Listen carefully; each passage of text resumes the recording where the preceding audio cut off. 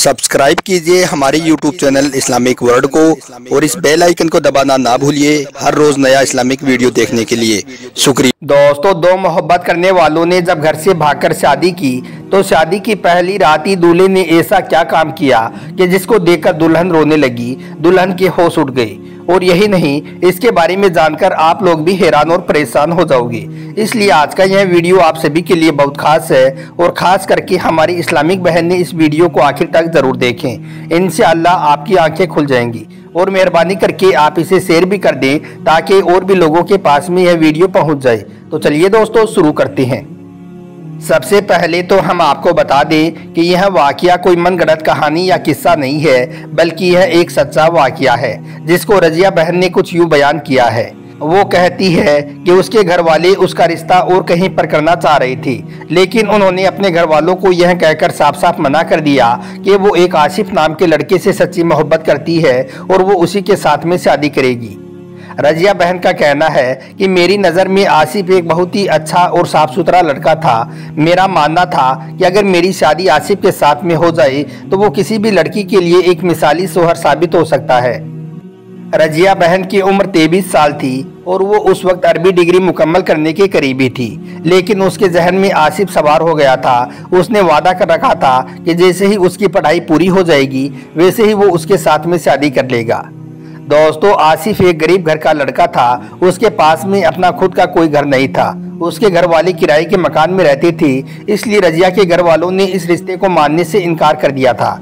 लेकिन रजिया अपनी जिद पर अड़ी रही और कहने लगी कि वो शादी करेगी तो सिर्फ आसिफ के साथ ही करेगी, वरना वो जिंदगी भर कुंवारी रहेगी। जब रजिया के घर वाले नहीं माने तो आखिरकार रजिया आसिफ की मोहब्बत और उसके भरपूर वादों पर भरोसा करते हुए घर से भाग गई और आसिफ के साथ में जाकर निकाह कर लिया, यानी कि आसिफ के साथ में शादी कर ली। इसके लिए उन्होंने न सिर्फ उसके घर वाले बल्कि अपने पूरे खानदान की मुखालफत मोल ले ली, बल्कि यहाँ तक कह दिया कि वो कभी भी वापस अपने घर नहीं आएगी, वो हमेशा आसिफ की वालिदा के साथ ही रहेगी। अब दोस्तों, आसिफ और रजिया की शादी की पहली रात थी, लेकिन शादी की पहली रात ही रजिया को उस वक्त शदीद झटका लगा जब आसिफ ने कमरे में आते ही कमरा बंद किया और उससे चिमट गया और उसे सांस लेने का वक्त भी नहीं दिया। आसिफ कह रहा था कि मोहब्बत का तकाजा यही है कि वो इस काम को जितना जल्दी हो सके पूरा कर ले। रजिया बहन कहती है कि शदीद थकान की वजह से मैं उससे मिन्नतें कर रही थी, मगर वो मेरी एक भी बात को नहीं सुन रहा था। मुझे ऐसा लग रहा था जैसे आसिफ को सिर्फ मेरे जिस्म से मोहब्बत है। रजिया बहन के कहने के मुताबिक उस रात मुझे ऐसा लग रहा था जैसे कि उसके अंदर रोमांस का निशान भी नहीं बचा है, मगर आसिफ अपने काम में मग्न था। इतने में मैंने देखा कि आसिफ के चेहरे का रंग बदल गया है। वो कहने लगा कि यह क्या है, खून का कोई निशान तो दिखाई ही नहीं दिया है। तो रजिया बहन कहती है कि यह सुनकर मेरे होश उड़ गई। मैं समझ चुकी थी कि वो मुझे गलत समझ रहा है। वो मुझे इस तरह से घूर रहा था जैसे कि उसने मेरे सीने में कोई खंजर गाड़ दिया हो। उसने बगैर कोई बात सुने और समझे मुझे मार ही दिया हो। उसने मुझसे बात करने की भी कोशिश नहीं की और वो मुंह फेर कर सो गया।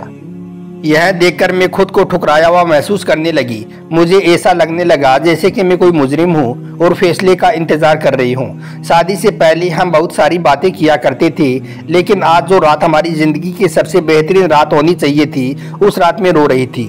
मेरा ख्याल था कि हम एक दूसरे के बारे में सब कुछ जानते हैं, लेकिन यह तमाम चीजें उस वक्त एकदम से खत्म हो गई जब उसके सामने कुंवारेपन की कोई अलामत जाहिर नहीं हुई।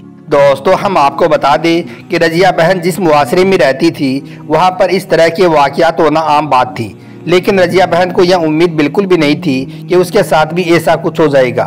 वो समझती थी कि आसिफ एक पढ़ा लिखा लड़का है, खुले जहन का मालिक है और उसके ख्याल पुरानी नस्ल से ज़रूर अलग होंगे, लेकिन वो गलत थी। आज वो खुद को ठगी महसूस कर रही थी। रजिया बहन कहती है कि उसके बाद में जैसे ही सुबह हुई तो आसिफ ने मुझसे कहा कि मैं इस बात की तस्दीक करना चाहता हूँ कि तुम कुंवारी हो या नहीं, इसलिए तुम्हें हॉस्पिटल चलना होगा। यह सुनकर मैं एकदम से हैरान रह गई। पहले तो मैंने उसे साफ साफ मना कर दिया, मगर जब वो जिद करने लगा तो फिर मैं हॉस्पिटल जाने के लिए तैयार हो गई। हॉस्पिटल जाने के बाद में डॉक्टर निशा ने मेरा चेकअप वगैरह किया। उसके बाद में उसने आसिफ को बताया कि इसके जिस्म के अंदर की झिल्ली बहुत मोटी है, इसलिए यह झिल्ली उसी वक्त फटेगी जब यह माँ बनेगी, यानी कि जब यह बच्चा पैदा करेगी तभी यह झिल्ली फटेगी। तो यह सुनकर आसिफ के चेहरे पर मुस्कुराहट फैल गई। लेकिन तब तक बहुत देर हो चुकी थी। मैं अपना जहन बना चुकी थी कि अब जितना जल्दी हो सके वो आसिफ से तलाक ले लेगी। फिर आखिरकार ऐसा ही हुआ। कुछ दिनों के बाद में मैंने उससे तलाक ले लिया और उससे अलग रहने लगी।